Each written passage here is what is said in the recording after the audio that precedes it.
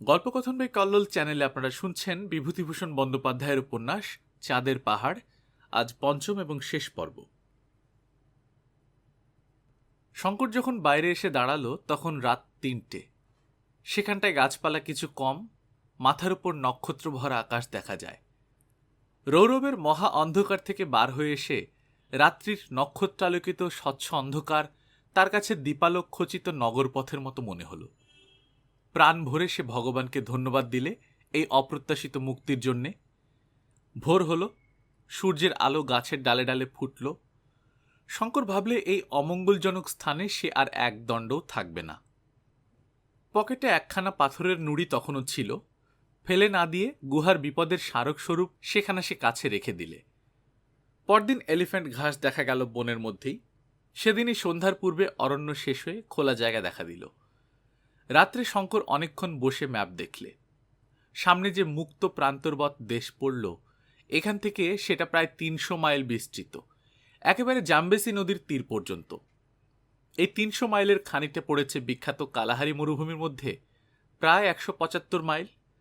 অতি ভীষণ জনমানবহীন, জলহীন, পথহীন মরুভূমি। মিলিটারি ম্যাপ থেকে আলভারেজ নোট করেছে যে এই অঞ্চলের উত্তর পূর্ব কোণ লক্ষ্য করে একটি বিশেষ পথ ধরে না গেলে মাঝামাঝি পার হতে যাওয়ার মানেই মৃত্যু। ম্যাপে এর নাম দিয়েছে তৃষ্ণার দেশ, থার্স্টল্যান্ড ট্রেক।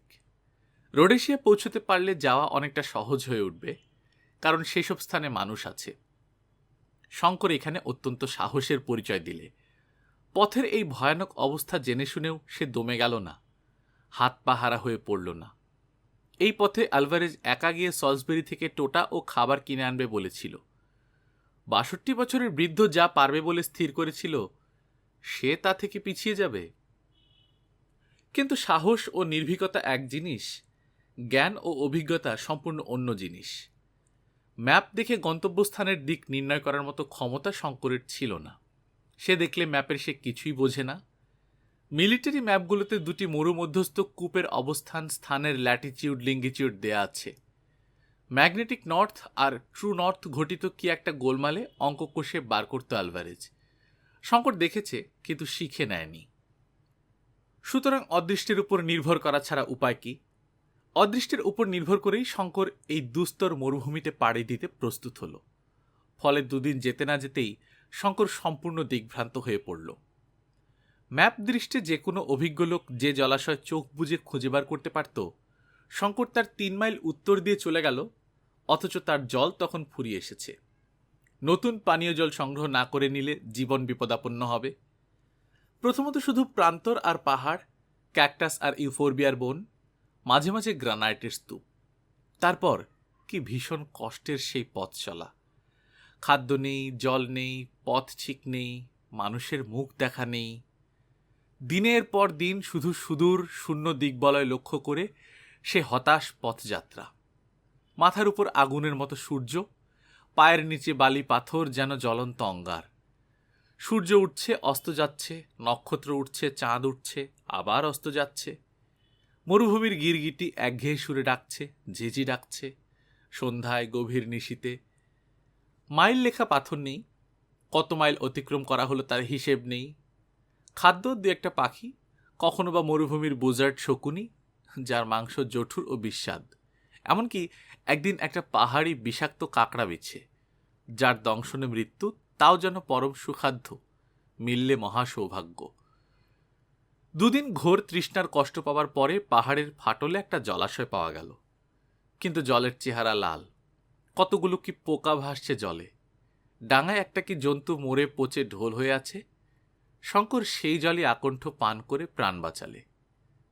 দিনের পর দিন কাটছে, মাস গেল কি সপ্তাহ গেল কি বছর গেল, হিসেব নেই। শঙ্কর রোগা হয়ে গিয়েছে, শুকিয়ে। কোথায় চলেছে তার কিছুই ঠিক নেই, শুধু সামনের দিকে যেতে হবে এই জানে। সামনের দিকেই ভারতবর্ষ, বাংলাদেশ। তারপর পড়ল আসল মরু, কালাহারি মরুভূমির এক অংশ। দূর থেকে তার চেহারা দেখে শঙ্কর ভয়ে শিউরে উঠল। মানুষে কি করে পার হতে পারে এই অগ্নিদগ্ধ প্রান্তর? শুধু বালির পাহাড়, তাম্রাভ কটা বালির সমুদ্র, ধুধু করে যেন জ্বলছে দুপুরের রোদে। মরুর কিনারায় প্রথম দিনেই ছায়ায় 127 ডিগ্রি উত্তাপ উঠল থার্মোমিটারে। ম্যাপে বারবার করে লিখে দিয়েছে, উত্তর পূর্ব কোণ ঘেঁষে ছাড়া কেউ এই মরুভূমি মাঝামাঝি পার হতে যাবে না, গেলেই মৃত্যু, কারণ সেখানে জল একদম নেই। জল যে উত্তর পূর্ব ধারে আছে তাও নয়, তবে 30 মাইল, 70 মাইল ও 90 মাইল ব্যবধানে 3টি স্বাভাবিক উনুই আছে যাতে জল পাওয়া যায়। ওই উনুইগুলি প্রায়ই পাহাড়ের ফাটলে, খুঁজে বার করা বড়ই কঠিন। এই জন্য মিলিটারি ম্যাপে ওদের অবস্থান স্থানের অক্ষ ও দ্রাঘিমা দেওয়া আছে। শঙ্কর ভাবলে ওসব বার করতে পারবে না। সেক্সট্যান্ট আছে, নক্ষত্রের চার্ট আছে, কিন্তু তাদের ব্যবহার করতে সে জানে না। যা হয় হবে, ভগবান ভরসা। তবে যতদূর সম্ভব উত্তর পূর্ব কোণ ঘেঁষে যাবার চেষ্টা সে করলে। তৃতীয় দিনে নিতান্ত দৈব বলে সে একটা উনুই দেখতে পেল। জল কাদাগোলা, আগুনের মতো গরম, কিন্তু তাই তখন অমৃতের মতো দুর্লভ। মরুভূমি ক্রমে ঘোরতর হয়ে উঠল। কোনো প্রকার জীবের বা উদ্ভিদের চিহ্ন ক্রমশ লুপ্ত হয়ে গেল। আগে রাত্রে আলো জ্বাললে 2-1টা কীটপতঙ্গ আলো আকৃষ্ট হয়ে আসত, ক্রমে তাও আর আসে না। দিনে উত্তাপ যেমন ভীষণ, রাত্রে তেমনই শীত। শেষ রাত্রে শীতে হাত পা জমে যায় এমন অবস্থা। অথচ ক্রমশ আগুন জ্বালবার উপায় গেল, কারণ জ্বালানি কাঠ একেবারেই নেই। কয়েকদিনের মধ্যে সঞ্চিত জল গেল ফুরিয়ে। সেই সুবিস্তীর্ণ বালুকা সমুদ্রে একটি পরিচিত বালুকণা খুঁজে বার করা যতদূর অসম্ভব, তার চেয়ে অসম্ভব ক্ষুদ্র এক হাত 2 ব্যাস বিশিষ্ট জলের উনুই বার করা। সেদিন সন্ধ্যার সময় তৃষ্ণার কষ্টে শঙ্কর উন্মত্ত প্রায় হয়ে উঠল। এতক্ষণে শঙ্কর বুঝেছে যে এই ভীষণ মরুভূমি একা পার হওয়ার চেষ্টা করা আত্মহত্যার শামিল। সে এমন জায়গায় এসে পড়েছে যেখান থেকে ফেরবার উপায়ও নেই। একটা উঁচু বালিয়াড়ির উপর উঠে সে দেখলে চারিধারে শুধু কটা বালির পাহাড়। পূর্ব দিকে ক্রমশ উঁচু হয়ে গিয়েছে। পশ্চিমে সূর্য ডুবে গেলেও সারা আকাশ সূর্যাস্তের আভায় লাল। কিছু দূর একটা ছোট ঢিবির মতো পাহাড়, এবং দূর থেকে মনে হলো একটা গুহাও আছে। এই ধরনের গ্রানাইটের ছোট ঢিবি এদেশে সর্বত্র। ট্রান্সভাল ও রোডেশিয়া এদের নাম কোপিয়ে, অর্থাৎ ক্ষুদ্র পাহাড়। রাতে শীতের হাত থেকে উদ্ধার পাবার জন্য শঙ্কর সেই গুহায় আশ্রয় নিল। এইখানে এক ব্যাপার ঘটল। গুহার মধ্যে ঢুকে শঙ্কর টর্চ জেলে দেখলে গুহাটা ছোট, মেঝেটাতে ছোট ছোট পাথর ছড়ানো, বেশ একটা ছোটখাটো ঘরের মতো। গুহার এক কোণে ওর চোখ পড়তেই অবাক হয়ে রইল। একটা ছোট্ট কাঠের পিপে। এখানে কি করে এলো কাঠের পিপে? এগিয়ে দুপা গিয়েই চমকে উঠল। গুহার দেওয়ালের ধার ঘেঁষে শায়িত অবস্থায় একটা সাদা নরকঙ্কাল। তার মুন্ডটা দেয়ালের দিকে ফেরানো। কঙ্কালের আশেপাশে কালো কালো থলে ছেঁড়ার মতো জিনিস, বোধহয় সেগুলো পশমের কোটের অংশ। দুখানা বুট জুতো কঙ্কালের পায়ে এখনো লাগানো। এক পাশে একটা মরচে পড়া বন্দুক। পিপিটার পাশে একটা ছিপিয়াটা বোতল। বোতলের মধ্যে একখানা কাগজ। ছিপিটা খুলে কাগজখানা বার করে দেখলে তাতে ইংরেজিতে কি লেখা আছে। পিপেটাতে কি আছে দেখবার জন্য যেমন সে সেটা নাড়াতে গিয়েছে, অমনি পিপের নিচ থেকে একটা ফোঁস শব্দ শুনে ওর শরীরের রক্ত ঠান্ডা হয়ে গেল। নিমেষের মধ্যে একটা প্রকাণ্ড সাপ মাটি থেকে হাত 3 উঁচু হয়ে ঠেলে উঠল। বোধহয় ছোবল মারবার আগে সাপটা 1 সেকেন্ড দেরি করেছিল। সেই 1 সেকেন্ড দেরি করার জন্য শঙ্করের প্রাণ রক্ষা হলো। পর মুহূর্তেই শঙ্করের 45 অটোমেটিক কোল্ট গর্জন করে উঠল। সঙ্গে সঙ্গে অত বড় ভীষণ বিষধর স্যান্ড ভাইপারের মাথাটা ছিন্ন ভিন্ন হয়ে রক্ত মাংস খানিকটা পিপের গায়ে, খানিকটা পাথরের দেওয়ালে ছিটকে লাগলো। আলভারেজ ওকে শিখিয়েছিল পথে সর্বদা হাতিয়ার তৈরি রাখবে। এই উপদেশ অনেকবার তার প্রাণ বাঁচিয়েছে। অদ্ভুত পরিত্রাণ সব দিক থেকেই। পিপেটা পরীক্ষা করতে গিয়ে দেখা গেল সেখানে অল্প একটু জল তখনও আছে। খুব কালো শিউগোলার মতো রং বটে, তবু জল। ছোট পিপেটা উঁচু করে ধরে পিপের ছিপি খুলে ঢকঢক করে শঙ্কর সেই দুর্গন্ধ কালো কালির মতো জল আকণ্ঠ পান করলে। তারপর সে টর্চের আলোতে সাপটা পরীক্ষা করলে। পুরো 5 হাত লম্বা সাপটা, মোটাও বেশ। এ ধরনের সাপ মরুভূমির বালির মধ্যে লুকিয়ে শুধু মুন্ডটা উপরে তুলে থাকে। অতি মারাত্মক রকমের বিষাক্ত সর্প। এইবার বোতলের মধ্যে কাগজখানা খুলে মন দিয়ে পড়লে। যে ছোট পেন্সিল দিয়ে এটা লেখা হয়েছে বোতলের মধ্যে সেটাও পাওয়া গেল। কাগজখানায় লেখা আছে, আমার মৃত্যু নিকট, আজই আমার শেষ রাত্রি। যদি আমার মরণের পরে কেউ এই ভয়ঙ্কর মরুভূমির পথে যেতে যেতে এই গুহাতে আশ্রয় গ্রহণ করেন, তবে সম্ভবত কাগজটা তার হাতে পড়বে। আমার গাধাটা দিন দুই আগে মরুভূমির মধ্যে মারা গিয়েছে। এক পিপে জল তার পিঠে ছিল, সেটা আমি এই গুহার মধ্যে নিয়ে এসে রেখে দিয়েছি। যদিও জ্বরে আমার শরীর অবসন্ন, মাথা তুলবার শক্তি নেই, তার উপর অনাহারের শরীর আগে থেকেই দুর্বল। আমার বয়স ২৬ বছর। আমার নাম আত্তিলিও গাত্তি। ফ্লোরেন্সের গাত্তি বংশে আমার জন্ম। বিখ্যাত নাবিক রিওলিনো কাভালকান্তি গাত্তি, যিনি লেপান্টের যুদ্ধে তুর্কিদের সঙ্গে লড়েছিলেন, তিনি আমার একজন পূর্বপুরুষ। রোম ও পিসা বিশ্ববিদ্যালয়ে উচ্চশিক্ষা লাভ করেছিলাম, কিন্তু শেষ পর্যন্ত ভবঘুরে হয়ে গেলাম সমুদ্রের নেশায়, যা আমাদের বংশগত নেশা। ডাচ ইন্ডিজ যাবার পথে পশ্চিম আফ্রিকার উপকূলে জাহাজডুবি হল। আমরা ৭ জন লোক অতি কষ্টে ডাঙা পেলাম। ঘোর জঙ্গলময় অঞ্চল আফ্রিকার এই পশ্চিম উপকূল। জঙ্গলের মধ্যে শেফু জাতির এক গ্রামে আমরা আশ্রয় নিই এবং প্রায় ২ মাস সেখানে থাকি। এখানেই দৈবাত এক অদ্ভুত হীরার খনির গল্প শুনলাম। পূর্ব দিকে এক প্রকাণ্ড পর্বত ও ভীষণ অরণ্য অঞ্চলে নাকি এই হীরার খনি অবস্থিত। আমরা ৭ জন ঠিক করলাম এই হীরার খনি যে করেই হোক বার করতে হবেই। আমাকে ওরা দলের অধিনায়ক করলে। তারপর আমরা দুর্গম জঙ্গল ঠেলে চললাম সেই সম্পূর্ণ অজ্ঞাত পার্বত্য অঞ্চলে। সে গ্রামের কোনো লোক পথ দেখিয়ে নিয়ে যেতে রাজি হলো না। তারা বলে তারা কখনো সে জায়গায় যায়নি, কোথায় তা জানে না। বিশেষত এক উপদেবতা নাকি সেই বনের রক্ষক, সেখান থেকে হীরা নিয়ে কেউ আসতে পারবে না। আমরা দোম্বার পাত্র নই। পথে যেতে যেতে ঘোর কষ্টে বেঘোরে ২ জন সঙ্গী মারা গেল। বাকি ৪ জন আর অগ্রসর হতে চায় না। আমি দলের অধ্যক্ষ, গাত্তি বংশে আমার জন্ম। পিছু হটতে জানি না। যতক্ষণ প্রাণ আছে এগিয়ে যেতে হবে এই জানি। আমি ফিরতে চাইলাম না। শরীর ভেঙে পড়তে চাইছে। আজ রাত্রেই আসবে সে নিরবয়ব মৃত্যুদূত। বড় সুন্দর আমাদের ছোট্ট হ্রদ সেরিনো ল্যাগ্রানো। ওরই তীরে আমার পৈতৃক নিবাস কাস্টলি রিওলিনি। এতদূর থেকেও আমি সেরিনো ল্যাগ্রানোর তীরবর্তী কমলা লেবুর বাগানের লেবু ফুলের সুগন্ধ পাচ্ছি। ছোট যে গির্জাটি পাহাড়ের নিচেই, তার রূপোর ঘণ্টার মিষ্টি আওয়াজ পাচ্ছি। না, এসব কি আবোল তাবোল লিখছি জ্বরের ঘোরে। আসল কথাটা বলি, কতক্ষণই বা লিখব। আমরা সেই পর্বতমালা, সেই মহাদুর্গম অরণ্যে গিয়েছিলাম। সেই খনি বার করেছিলাম। যে নদীর তীরে হীরা পাওয়া যায়, এক বিশাল ও অতি ভয়ানক গুহার মধ্যে সেই নদীর উৎপত্তি স্থান।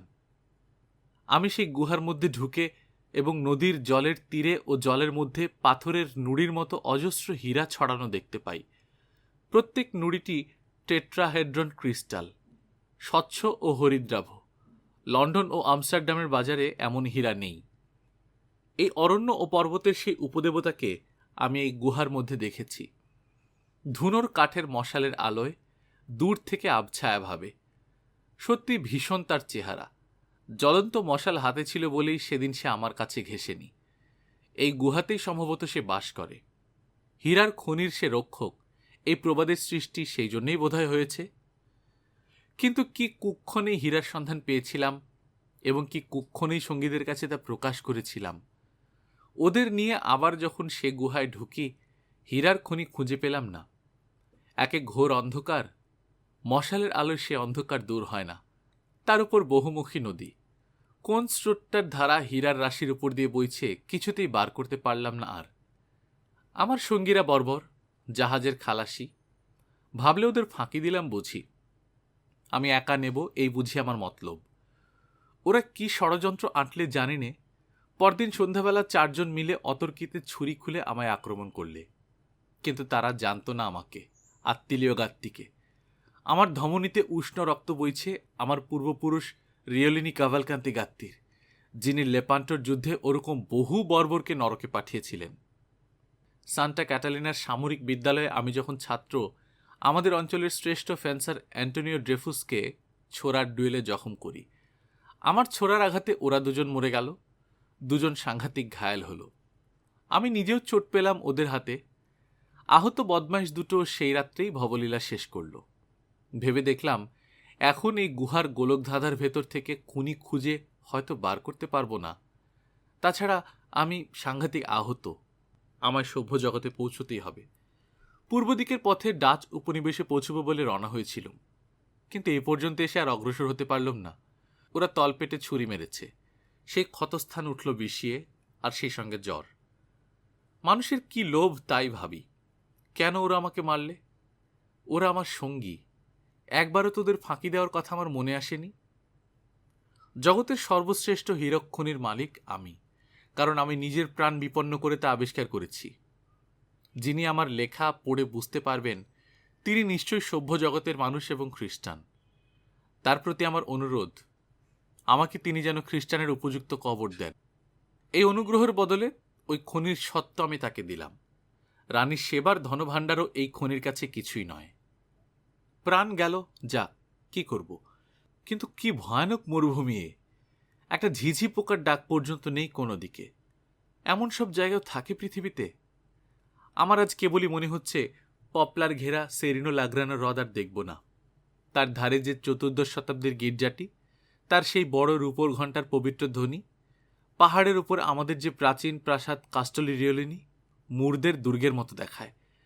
দূরে আম্ব্রিয়ার সবুজ মাঠ ও দ্রাক্ষাক্ষেত্রের মধ্য দিয়ে ছোট্ট ডোরা নদী বয়ে যাচ্ছে। যাক, আবার কি প্রলাপ বকছি। গুহার দুয়ারে বসে আকাশে অগণিত তারা প্রাণ ভরে দেখছি শেষবারের মতো। সাধু ফ্রাঙ্কোর সেই সৌরস্তোত্র মনে পড়ছে। প্রস্তুত হন প্রভু মোর, পবন সঞ্চার তরে, স্থির বায়ু তরে, ভগিনী মেদিনী তরে, নীল মেঘ তরে, আকাশের তরে, তারকাসমূহ তরে, সুদিন কুদিন তরে, দেহের মরণ তরে। আর একটা কথা, আমার 2 পায়ের জুতোর মধ্যে 5খানা বড় হীরা লুকানো আছে। তোমায় তা দিলাম হে অজানা পথিক বন্ধু। আমার শেষ অনুরোধটি ভুলো না। জননী মেরি তোমার মঙ্গল করুন। কমান্ডার আত্তিলিও গাত্তি, 1880 সাল, সম্ভবত মার্চ মাস। হতভাগ্য যুবক, তার মৃত্যুর পর সুদীর্ঘ 30 বছর চলে গিয়েছে। এই 30 বছরের মধ্যে এই পথে হয়তো কেউ যায়নি, গেলেও গুহাটার মধ্যে ঢোকেনি। এতকাল পরে তার চিঠিখানা মানুষের হাতে পড়ল। আশ্চর্য এই যে কাঠের পিপেটাতে 30 বছর পরেও জল ছিল কি করে। কিন্তু কাগজখানা পড়েই শঙ্করের মনে হলো এই লেখায় বর্ণিত ওইটাই সেই গুহা, সে নিজে যেখানে পথ হারিয়ে মারা যেতে বসেছিল। তারপর সে কৌতূহলের সঙ্গে কঙ্কালের পায়ের জুতো টান দিয়ে খসাতেই 5খানা বড় বড় পাথর বেরিয়ে পড়ল। এই অবিকল সেই পাথরের নুড়ির মতো, যা এক পকেট কুড়িয়ে অন্ধকারে গুহার মধ্যে সে পথের চিহ্ন করেছিল এবং যার একখানা তার কাছে রয়েছে। এই পাথরের নুড়ি তো রাশি রাশি সে দেখেছে গুহার মধ্যে, সে অন্ধকারময়ী নদীর জলস্রোতের নিচে, তার 2 তীরে। কে জানত, যে হীরার খনি খুঁজতে সে ও আলভারেজ 7 সমুদ্র 13 নদী পার হয়ে এসে 6 মাস ধরে রিক্টার্সভেল্ড পার্বত্য অঞ্চল ঘুরে ঘুরে হয়রান হয়ে গিয়েছে, এমন সম্পূর্ণ অপ্রত্যাশিতভাবে সে সেখানে গিয়ে পড়বে। হীরা যে এমন রাশি রাশি পড়ে থাকে পাথরের নুড়ির মতো, তাই বা কে ভেবেছিল? আগে এসব জানা থাকলে পাথরের নুড়ি সে 2 পকেট ভরে কুড়িয়ে বাইরে নিয়ে আসত। কিন্তু তার চেয়েও খারাপ কাজ হয়ে গিয়েছে যে সে রত্নখনির গুহা যে কোথায়, কোন দিকে, তার কোনো নকশা সে করে আনেনি, বা সেখানে কোনো চিহ্ন রেখে আসেনি, যাতে আবার তাকে খুঁজে নেওয়া যেতে পারে। সেই সুবিস্তীর্ণ পর্বত ও অরণ্য অঞ্চলের কোন জায়গায় সেই গুহাটা দৈবাত সে দেখেছিল, তার কি ঠিক আছে, না ভবিষ্যতে সে আবার এই জায়গাটা বার করতে পারবে? এই যুবকও তো কোনো নকশা করেনি, কিন্তু এ সাংঘাতিক আহত হয়েছিল রত্নখানি আবিষ্কার করার পরেই। এর ভুল হওয়া খুব স্বাভাবিক। হয়তো এ যা বার করতে পারত নকশা না দেখে, তা সে পারবে না। হঠাৎ আলভারেজের মৃত্যুর পূর্বের কথা শঙ্করের মনে পড়ল। সে বলেছিল, চলো যাই শঙ্কর, গুহার মধ্যে রাজার ভাণ্ডার লুকোনো আছে। তুমি দেখতে পাচ্ছ না, আমি পাচ্ছি। শঙ্কর তারপরে গুহার মধ্যেই নরকঙ্কালটা সমাধিস্থ করল। পিপেটা ভেঙে তারই 2খানা কাঠে মরচে পড়া পেরেক ঠুকে ক্রুশ তৈরি করলে ও সমাধির উপর সেই ক্রুশটা পুঁতলে। এছাড়া খ্রিস্ট ধর্মচারীকে সমাধিস্থ করার অন্য কোনো রীতি তার জানা নেই। তারপরে সে ভগবানের কাছে প্রার্থনা করলে এই মৃত যুবকের আত্মার শান্তির জন্য। এসব শেষ করে সারাটা দিন কেটে গেল। রাত্রে বিশ্রাম করে পরদিন আবার সে রওনা হলো। কঙ্কালের চিঠিখানা ও হীরাগুলি যত্ন করে সঙ্গে নিল। তবে তার মনে হয় ওই অভিশপ্ত হীরার খনির সন্ধানে যে গিয়েছে সে আর ফেরেনি। আত্তিলিও গাত্তি ও তার সঙ্গীরা মরেছে, জিম কার্টার মরেছে, আলভারেজ মরেছে। এর আগেই বা কত লোক মরেছে তার ঠিক কি? এইবার তার পালা। এই মরুভূমিতেই তার শেষ, এই বীর ইটালিয়ান যুবকের মতো। দুপুরের রোদে যখন দিকে দিগন্তে আগুন জ্বলে উঠল, একটা ছোট্ট পাথরের ঢিবির আড়ালে সে আশ্রয় নিলে। 135 ডিগ্রি উত্তাপ উঠেছে তাপমান যন্ত্রে। রক্তমাংসের মানুষের পক্ষে এই উত্তাপে পথ হাঁটা চলে না। যদি সে কোনো রকমে এই ভয়ানক মরুভূমির হাত এড়াতে পারত, তবে হয়তো জীবন্ত অবস্থায় মানুষের আবাসে পৌঁছতে পারত। সে ভয় করে শুধু এই মরুভূমি। সে জানে কালাহারি মরু বড় বড় সিংহের বিচরণ ভূমি, কিন্তু তার হাতে রাইফেল আছে। রাত দুপুরেও একা যত সিংহই হোক, সম্মুখীন হতে সে ভয় করে না। কিন্তু ভয় হয় তৃষ্ণা রাক্ষসীকে। তার হাত থেকে পরিত্রাণ নেই। দুপুরে সে দুবার মরীচিকা দেখলে। এতদিন মরুপথে আসতেও এই আশ্চর্য নৈসর্গিক দৃশ্য দেখেনি। বইয়েই পড়েছিল মরীচিকার কথা। একবার উত্তর পূর্ব কোণে, একবার দক্ষিণ পূর্ব কোণে। দুই মরীচিকা কিন্তু প্রায় একই রকম। অর্থাৎ একটা বড় গম্বুজওয়ালা মসজিদ বা গির্জা, চারিপাশে খর্জুর কুঞ্জ, মাঝে বিস্তৃত জলাশয়। উত্তর পূর্ব কোণের মরীচিকাটা বেশি স্পষ্ট। সন্ধ্যার দিকে দূর দিগন্ত মেঘবালার মতো পর্বতমালা দেখা গেল। শঙ্কর নিজের চোখকে বিশ্বাস করতে পারলে না। পূর্ব দিকে একটাই মাত্র বড় পর্বত, এখান থেকে দেখা পাওয়া সম্ভব। দক্ষিণ রোডেশিয়ার প্রান্তবর্তী চিমানিমানি পর্বতমালা।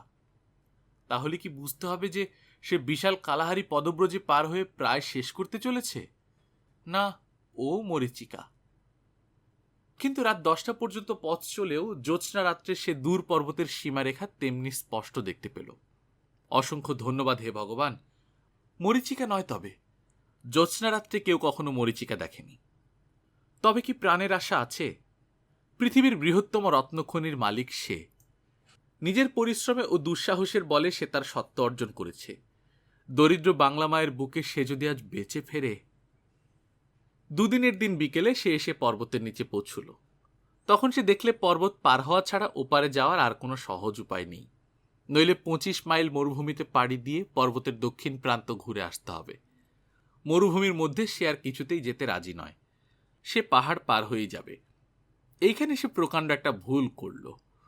সে ভুলে গেল যে 12,500 ফুট একটা পর্বতমালা ডিঙিয়ে ওপারে যাওয়া সহজ ব্যাপার নয়। রিক্টার্সভেল্ট পার হওয়ার মতোই শক্ত। তার চেয়েও শক্ত, কারণ সেখানে আলভারেজ ছিল, এখানে সে একা। শঙ্কর ব্যাপারটার গুরুত্ব বুঝতে পারলে না, ফলে চিমনিমানি পর্বত উত্তীর্ণ হতে গিয়ে প্রাণ হারাতে বসল। ভীষণ প্রজ্বলন্ত কালাহারি পার হতে গিয়েও সে এমনভাবে নিশ্চিত মৃত্যুর সম্মুখীন হয়নি। চিমনিমানি পর্বতের জঙ্গল খুব বেশি ঘন নয়। শঙ্কর প্রথম দিন অনেকটা উঠল, তারপর একটা জায়গায় গিয়ে পড়ল। সেখান থেকে কোনো দিকে যাবার উপায় নেই। কোন পথটা দিয়ে সে উঠেছিল সেটা আর খুঁজে পেলে না। তার মনে হলো সে সমতল ভূমির যে জায়গায় দিয়ে উঠেছিল তার 30 ডিগ্রি দক্ষিণে চলে এসেছে। কেন যে এমন হলো এর কারণ সে কিছুতেই বার করতে পারলে না। কোথা দিয়ে কোথায় চলে গেল, কখনো উঠছে কখনো নামছে। সূর্য দেখে ঠিক করে নিচ্ছে, কিন্তু 7-8 মাইল পাহাড় উত্তীর্ণ হতে এতদিন লাগছে কেন? তৃতীয় দিনে আরেকটা নতুন বিপদ ঘটল। তার আগের দিন একখানা আলগা পাথর গড়িয়ে তার পায়ে চোট লেগেছিল। তখন তত কিছু হয়নি। পরদিন সকালে সে আর শয্যা ছেড়ে উঠতে পারে না। হাঁটু ফুলেছে, বেদনাও খুব। দুর্গম পথে ওঠানামা করা এই অবস্থায় অসম্ভব। পাহাড়ের একটা ঝর্ণা থেকে উঠবার সময় জল সংগ্রহ করে এনেছিল, তাই একটু একটু করে খেয়ে চালাচ্ছে। পায়ের বেদনা কমে না যাওয়া পর্যন্ত তাকে এখানে অপেক্ষা করতে হবে, বেশি দূর যাওয়া চলবে না। সামান্য একটু একটু চলাফেরা করতেই হবে খাদ্য ও জলের চেষ্টায়। ভাগ্যে পাহাড়ের এই স্থানটা যেন সমতল ভূমির মতোই খানিকটা, তাই রক্ষা। এইসব অবস্থায় এই মনুষ্যবিহীন পাহাড়ে বিপদ তো পদে পদেই। একা এই পাহাড়টা টপকাতে গেলে যে কোনো ইউরোপিয়ান পর্যটকেরও ঠিক এইরকম বিপদ ঘটতে পারত। শঙ্কর আর পারে না। ওর হৃৎপিণ্ডে কি একটা রোগ হয়েছে। একটু হাঁটলেই ধরাস ধরাস করে হৃৎপিণ্ডটা পাঁজরায় ধাক্কা মারে। অমানসিক পথশ্রমে, দুর্ভাবনায়, অখাদ্য কুখাদ্য খেয়ে, কখনো বা অনাহারের কষ্টে ওর শরীরে কিছুই নেই। 4 দিনের দিন সন্ধ্যাবেলা অবসন্ন দেহে সে একটা গাছের তলায় আশ্রয় নিলে। খাদ্য নেই কাল থেকে, রাইফেল সঙ্গে আছে, কিন্তু একটা বন্য জন্তুর দেখা নেই। দুপুরে একটা হরিণকে চড়তে দেখে ভরসা হয়েছিল, কিন্তু রাইফেলটা তখন ছিল 50 গজ তফাতে একটা গাছের ঠেস দেওয়া। আনতে গিয়ে হরিণটা পালিয়ে গেল। জল খুব সামান্যই আছে চামড়ার বোতলে। এই অবস্থায় নেমে সে ঝর্ণা থেকে জল আনবেই বা কি করে? হাঁটুটা আরও ফুলেছে। বেদনা এত বেশি যে একটু চলাফেরা করলেই মাথার শির পর্যন্ত ছিঁড়ে পড়ে যন্ত্রণায়। পরিষ্কার আকাশতলে আর্দ্রতাশূন্য বায়ুমণ্ডলের গুণে অনেক দূর স্পষ্ট দেখা যাচ্ছে। দিক চক্রবালে মেঘলা করে ঘিরেছে নীল পর্বতমালা দূরে দূরে। দক্ষিণ পশ্চিমে দিগন্ত বিস্তীর্ণ কালাহারি, দক্ষিণে ওয়াকুকু পর্বত, তারও অনেক পেছনে মেঘের মতো দৃশ্যমান পলক্রুগার পর্বতমালা। সলসবেরির দিকে কিছু দেখা যায় না। চিমনিমানি পর্বতের এক উচ্চতর শৃঙ্গ সেদিকে দৃষ্টি আটকেছে। আজ দুপুর থেকে ওর মাথার উপর শকুনির দল উঠছে। এতদিন এত বিপদেও শঙ্করের যত হয়নি, আজ শকুনির দল মাথার উপর উঠছে দেখে শঙ্করের সত্যিই ভয় হয়েছে। ওরা কি তাহলে বুঝেছে যে শিকার জোটবার বেশি দেরি নেই? সন্ধ্যার কিছু পরে কি একটা শব্দ শুনে চেয়ে দেখলে পাশের শিলাখণ্ডের আড়ালে একটা ধূসর রঙের নেকড়ে বাঘ। নেকড়ের লম্বা ছোঁচালো কান দুটো খাড়া হয়ে আছে। সাদা সাদা দাঁতের উপর দিয়ে রাঙা জিভটা অনেকখানি বার হয়ে লকলক করছে। চোখে চোখ পড়তেই সেটা চট করে পাথরের আড়াল থেকে সরে দূরে পালালো। নেকড়ে বাঘটাও তাহলে কি বুঝেছে? পশুরা নাকি আগে থেকে অনেক কথা জানতে পারে। হাড় কাঁপানো শীত পড়ল রাত্রে। ও কিছু কাঠকুটো কুড়িয়ে আগুন জ্বাললে অগ্নিকুণ্ডের আলো যতটুকু পড়েছে তার বাইরে ঘন অন্ধকার। কি একটা জন্তু এসে অগ্নিকুণ্ড থেকে কিছু দূরে অন্ধকারে দেহ মিশিয়ে চুপ করে বসল। কোয়েট, বন্য কুকুর জাতীয় জন্তু। ক্রমে আর একটা, আর দুটো, আর তিনটে। রাত বাড়বার সঙ্গে সঙ্গে 10-15টা এসে জমা হলো। অন্ধকারে তার চারিধার ঘিরে নিঃশব্দে অসীম ধৈর্যের সঙ্গে যেন কিসের প্রতীক্ষা করছে। কি সব অমঙ্গলজনক দৃশ্য! ভয়ে ওর গায়ের রক্ত হিম হয়ে গেল। সত্যি কি এতদিনে তারও মৃত্যু ঘনিয়ে এসেছে? এতদিন পরে এলো তাহলে? সেও পারলে না রিক্টার্সভেল থেকে হিরে নিয়ে পালিয়ে যেতে। উফ, আজ কত টাকার মালিক সে! হীরের খনি বাদ যাক, তার সঙ্গে যে ছখানা হিরে রয়েছে তার দাম অন্তত 2-3 লক্ষ টাকা নিশ্চয়ই হবে। তার গরিব গ্রামে গরিব বাপ মায়ের বাড়ি যদি এই টাকা নিয়ে গিয়ে উঠতে পারত, কত গরিবের চোখের জল মুছিয়ে দিতে পারত।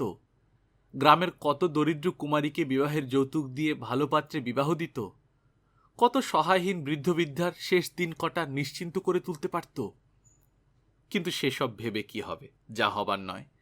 তার চেয়ে এই অপূর্ব রাত্রির নক্ষত্রালোকিত আকাশের শোভা, এই বিশাল পর্বত ও মরুভূমির নিস্তব্ধ গম্ভীর রূপ, মৃত্যুর আগে শঙ্করও চায় চোখ ভরে দেখতে, সে ইটালিয়ান যুবক গাত্তির মতো। ওরা যে অদৃষ্টের এক অদৃশ্যতারে গাঁথা সবাই, আত্মীয় গাত্তি ও তার সঙ্গীরা, জিম কার্টার, আলভারেজ, সে। রাত গভীর হয়েছে, কি ভীষণ শীত! সে একবার চেয়ে দেখলে কোয়েটগুলো এরই মধ্যে কখন আরো নিকটে সরে এসেছে। অন্ধকারের মধ্যে আলো পড়ে তাদের চোখগুলো জ্বলছে। শঙ্কর একখানা জ্বলন্ত কাঠ ছুঁড়ে মারতেই ওরা সব দূরে সরে গেল। কিন্তু কি নিঃশব্দ ওদের গতিবিধি, আর কি অসীম ধৈর্য! শঙ্করের মনে হলো ওরা জানে শিকার ওদের হাতের মুঠোয়, হাতছাড়া হবার কোনো উপায় নেই। ইতিমধ্যে সন্ধ্যাবেলায় সেই ধূসর নেকড়ে বাঘটাও দুবার এসে কোয়েটদের পেছনে অন্ধকারে বসে দেখে গিয়েছে। একটু ঘুমোতে ভরসা হলো না ওর। কি জানি, কোয়েট আর নেকড়ের দল হয়তো তাহলে জীবন্তই তাকে ছিঁড়ে খাবে মৃত মনে করে। অবসন্ন ক্লান্ত দেহে জেগেই বসে থাকতে হবে তাকে। ঘুমে চোখ ঢুলে আসলেও উপায় নেই। মাঝে মাঝে কোয়েটগুলো এগিয়ে এসে বসে ও জ্বলন্ত কাঠ ছুঁড়ে মারতেই সরে যায়। 2-একটা হায়ানা এসেও ওদের দলে যোগ দিলে। হায়ানাদের চোখগুলো অন্ধকারে কি ভীষণ জ্বলছে! কি ভয়ানক অবস্থাতে পড়েছে! জনবিরল বর্বর দেশের জনশূন্য পর্বতের 3500 ফুট উপরে সে চলৎশক্তিহীন অবস্থায় বসে। গভীর রাত, ঘোর অন্ধকার, সামান্য আগুন জ্বলছে। মাথার উপর জলকণা শূন্য স্তব্ধ বায়ুমণ্ডলের গুণে আকাশের অগণ্য তারা জ্বলজ্বল করছে, যেন ইলেকট্রিক আলোর মতো। নিচে তার চারিধার ঘিরে অন্ধকারে মাংসলুলুপ নীরব কোয়োট হায়ানার দল। কিন্তু সঙ্গে সঙ্গে তার এও মনে হলো, বাংলার পাড়া গায়ে ম্যালেরিয়ায় ঢুকে সে মরছে না। এই মৃত্যু বীরের মৃত্যু। পদব্রজে কালাহারি মরুভূমি পার হয়েছে সে একা। মরে গিয়ে চিমনিমানি পর্বতের শিলায় নাম খুদে রেখে যাবে। সে একজন বিশিষ্ট ভ্রমণকারী ও আবিষ্কারক। অত বড় হীরের খনি সেই তো খুঁজে বার করেছে। আলভারেজ মারা যাবার পর সেই বিশাল অরণ্য ও পর্বত অঞ্চলের গোলকধাঁধা থেকে সে তো একাই বার হতে পেরে এতদূর এসেছে। এখন সে নিরুপায়, অসুস্থ, চলৎশক্তিরহিত। তবু সে যুঝছে। ভয় তো পায়নি, সাহস তো হারায়নি। কাপুরুষ ভীরু সে নয়। জীবন মৃত্যু তো অদৃষ্টের খেলা, না বাঁচলে আর তার দোষ কি। দীর্ঘ রাত্রি কেটে গিয়ে পূব দিকে ফর্সা হলো। সঙ্গে সঙ্গে সব বন্যজন্তুর দল কোথায় পালালো। বেলা বাড়ছে, আবার নির্মম সূর্য জ্বালিয়ে পুড়িয়ে দিতে শুরু করেছে দিক বিদিক। সঙ্গে সঙ্গে শকুনির দল কোথা থেকে এসে হাজির। কেউ মাথার উপর দিয়ে ঘুরছে, কেউ বা দূরে দূরে গাছের ডালে কি পাথরের উপর বসেছে। খুব ধীরভাবে প্রতীক্ষা করছে, যেন ওরা বলছে, কোথায় যাবে বাছাধন? যে কদিন লাফালাফি করবে করে নাও, আমরা বসি, আমাদের তাড়াহুড়ো কিছু নেই। শঙ্করের খিদে নেই, খাবার ইচ্ছেও নেই, তবু সে গুলি করে একটা শকুনি মারলে। রৌদ্র ভীষণ চড়েছে, আগুন তাতা পাথরের গায়ে পা রাখা যায় না। এ পর্বত মরুভূমির সামিল, খাদ্য এখানে মেলে না, জলও না। সে মরা শকুনিটাকে নিয়ে আগুন জেলে ঝলসাতে বসল। এর আগে মরুভূমির মধ্যেও সে শকুনির মাংস খেয়েছে। এরাই এখন প্রাণ ধারণের একমাত্র উপায়। আজ ও খাচ্ছে ওদের, কাল ওরা খাবে ওকে। শকুনিগুলো এসে আবার মাথার উপর জুটেছে। তার নিজের ছায়া পড়েছে পাথরের গায়ে। সে নির্জন স্থানে শঙ্করের উদ্ভ্রান্ত মনে ছায়াটা যেন আরেকজন সঙ্গী মনে হলো।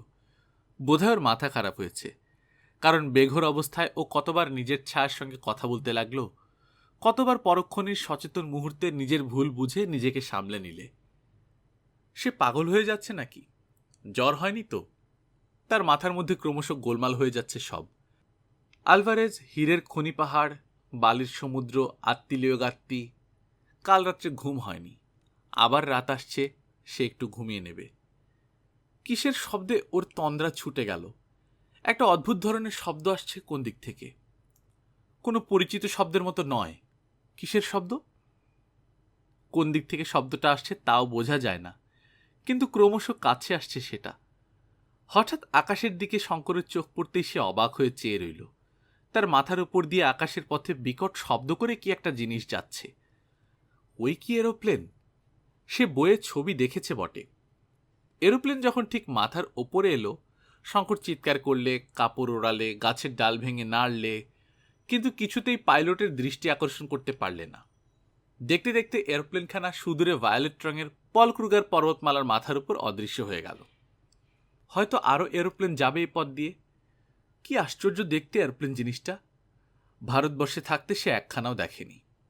শঙ্কর ভাবলে আগুন জ্বালিয়ে কাঁচা ডালপাতা দিয়ে সে যথেষ্ট ধোঁয়া তৈরি করবে।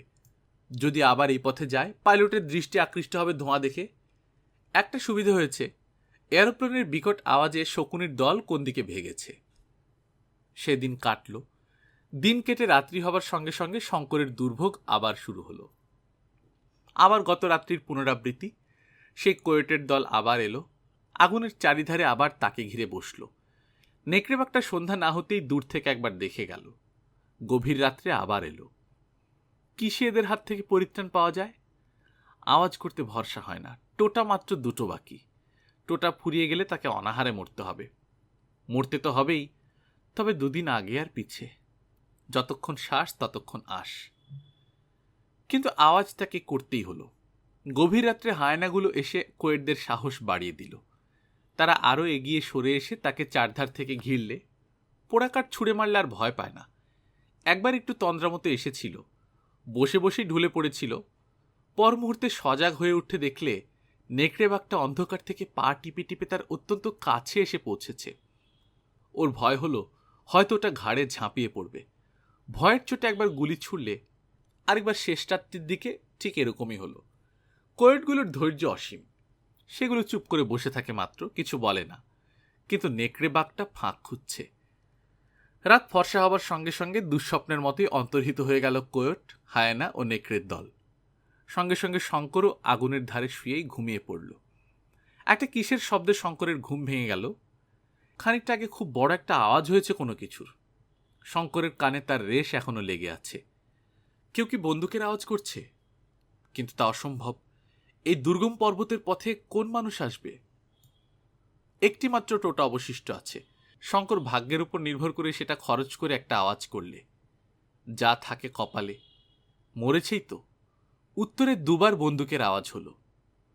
আনন্দ উত্তেজনায় শঙ্কর ভুলে গেল যে তার পা খোড়া, ভুলে গেল যে সে একটানা বেশি দূর যেতে পারে না। তার আর টোটা নেই, সে আর বন্দুকের আওয়াজ করতে পারলে না। কিন্তু প্রাণপণে চিৎকার করতে লাগলে। গাছের ডাল ভেঙে নাড়তে লাগলো।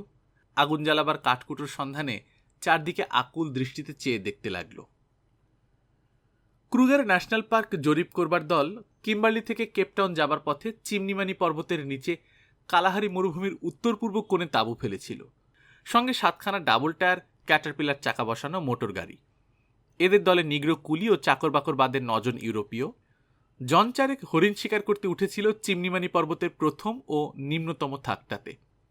কিন্তু হঠাৎ এই জনহীন অরণ্য প্রদেশে সভ্য রাইফেলের আওয়াজে ওরা বিস্মিত হয়ে উঠল। ওদের পুনরায় আওয়াজের প্রত্যুত্তর না পেয়ে ইতস্তত খুঁজে বেরিয়ে দেখতে পেলে সামনে একটা অপেক্ষাকৃত উচ্চতর চূড়া থেকে এক জীর্ণ ও কঙ্কালসার কোটরগত চক্ষু প্রেতমূর্তি উন্মাদের মতো হাত পা নেড়ে তাদের কি বোঝাবার চেষ্টা করছে। তার পরনে ছিন্ন ভিন্ন অতি মলিন ইউরোপীয় পরিচ্ছদ। ওরা ছুটে গেল। শঙ্কর আবল তাবল কি বকলে ওরা ভালো বুঝতে পারলে না। যত্ন করে ওকে নামিয়ে পাহাড়ের নিচে ওদের ক্যাম্পে নিয়ে গেল। ওর জিনিসপত্র নামিয়ে আনা হয়েছিল, তখন ওকে বিছানায় শুইয়ে দেওয়া হলো। কিন্তু এই ধাক্কায় শঙ্করকে বেশ ভুগতে হলো। ক্রমাগত অনাহারে, কষ্টে, উদ্বেগে, অখাদ্য কুখাদ্য ভক্ষণের ফলে তার শরীর খুব জখম হয়েছিল। সেই রাত্রেই তার বেজায় জ্বর এলো। জ্বরে সে অঘোর অচৈতন্য হয়ে পড়ল। কখন যে মোটর গাড়ি ওখান থেকে ছাড়ল, কখন যে তারা সলসবেরিতে পৌঁছল, শঙ্করের কিছুই খেয়াল নেই। সে অবস্থায় 15 দিন সে সলসবেরির হাসপাতালে কাটিয়ে দিলে। তারপর ক্রমশ সুস্থ হয়ে মাসখানেক পরে একদিন সকালে হাসপাতাল থেকে ছাড়া পেয়ে বাইরের রাজপথে এসে দাঁড়াল। সলসবেরি, কতদিনের স্বপ্ন। আজ সে সত্যি একটা বড় ইউরোপীয় ধরনের শহরের ফুটপাথে দাঁড়িয়ে। বড় বড় বাড়ি, ব্যাংক, হোটেল, দোকান, পিচ ঢালা চওড়া রাস্তা, একপাশ দিয়ে ইলেকট্রিক ট্রাম চলেছে, জুলু রিক্সাওয়ালা রিক্সা টানছে, কাগজওয়ালা কাগজ বিক্রি করছে। সবই যেন নতুন, যেন এসব দৃশ্য জীবনে কখনো দেখেনি। লোকালয়ে তো এসেছে, কিন্তু সে একেবারে কপর্দক শূন্য।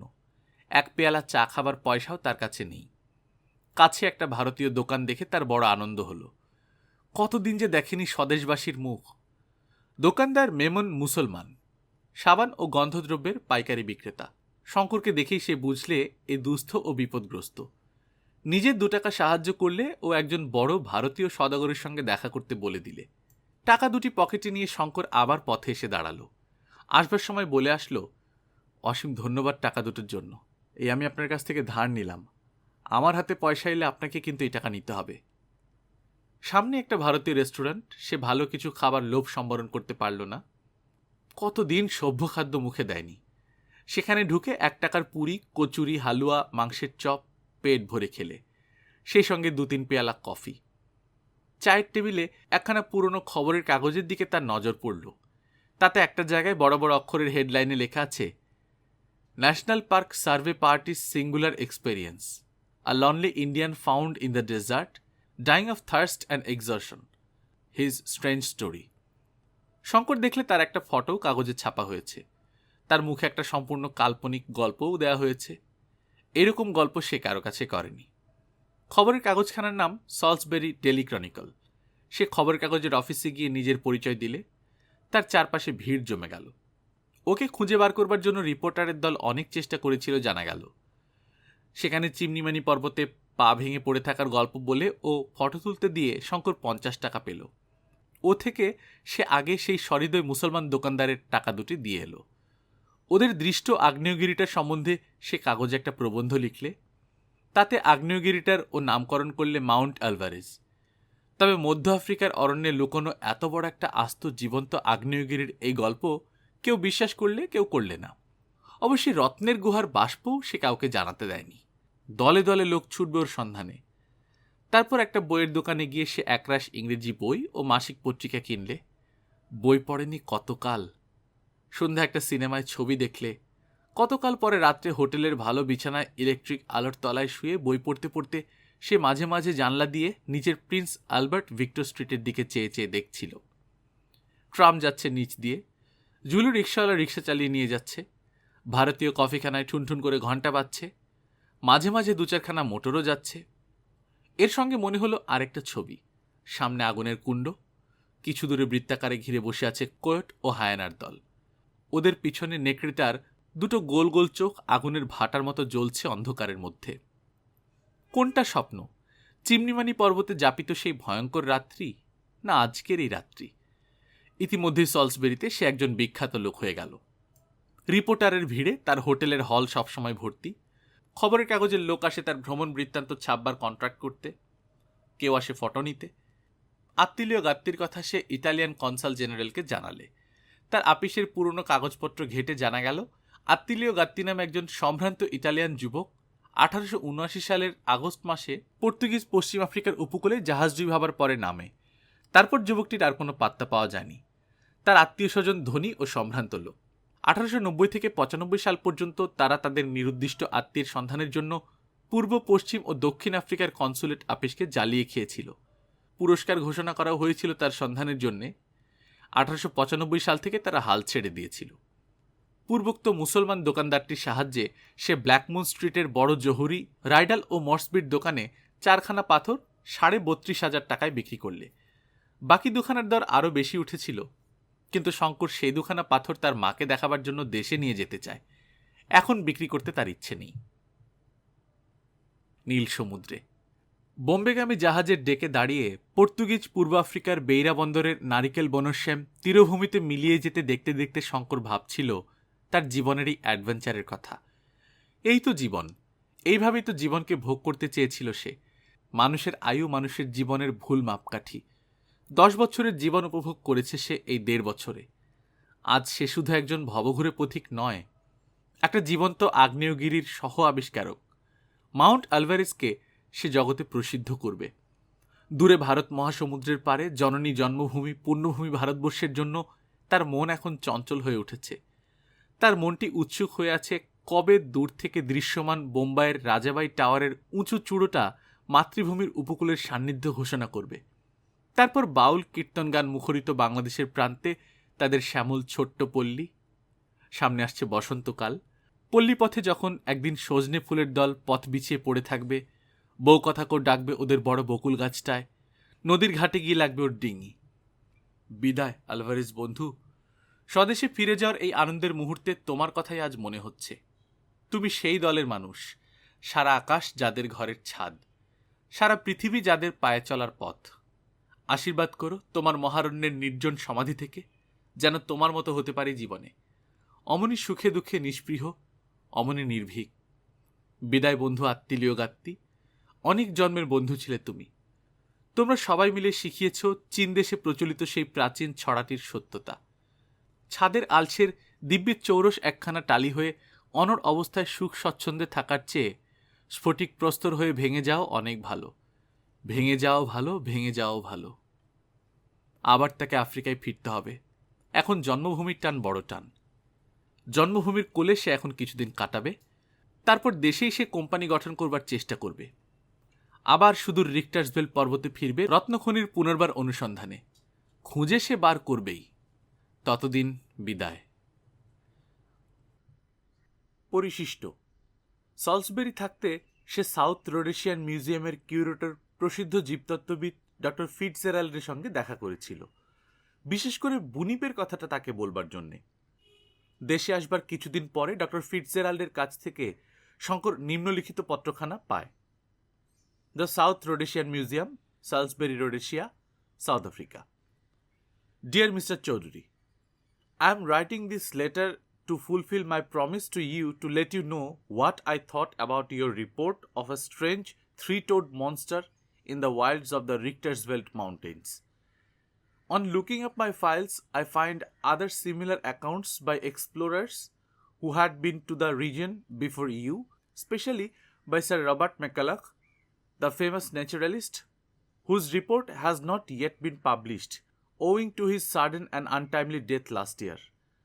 On thinking the matter over, I am inclined to believe that the monster you saw was nothing more than a species of arthropod ape, closely related to the gorilla, but much bigger in size and more savage than the specimen found in the Ruwenzori and Virunga mountains. This species is becoming rarer and rarer every day, and such numbers as do exist are not easily to be got at an account of their shyness and the habit of hiding themselves in the depth of the high altitude rainforest of the Richtersveld. It is only the very fortunate traveler who gets glimpses of them, and I should think that in meeting them, he runs risks proportionate to his good luck. Congratulating you on both your luck and pluck. J.G. Fitzgerald. গল্পকথন by Kallol চ্যানেলে আপনারা শুনছিলেন বিভূতিভূষণ বন্দ্যোপাধ্যায়ের উপন্যাস চাঁদের পাহাড়, আজ পঞ্চম এবং শেষ পর্ব। আমরা নিয়মিত গল্প পাঠ করে শোনাচ্ছি। আপনারা যারা প্রথমবারের মতো শুনছেন, কাইন্ডলি সাবস্ক্রাইব করে নেবেন। গল্প পাঠ ভালো লাগলে বন্ধুদের সাথে শেয়ার করবেন। নিজে ভালো থাকবেন, আশেপাশের লোকজনকে ভালো রাখবেন। টাটা।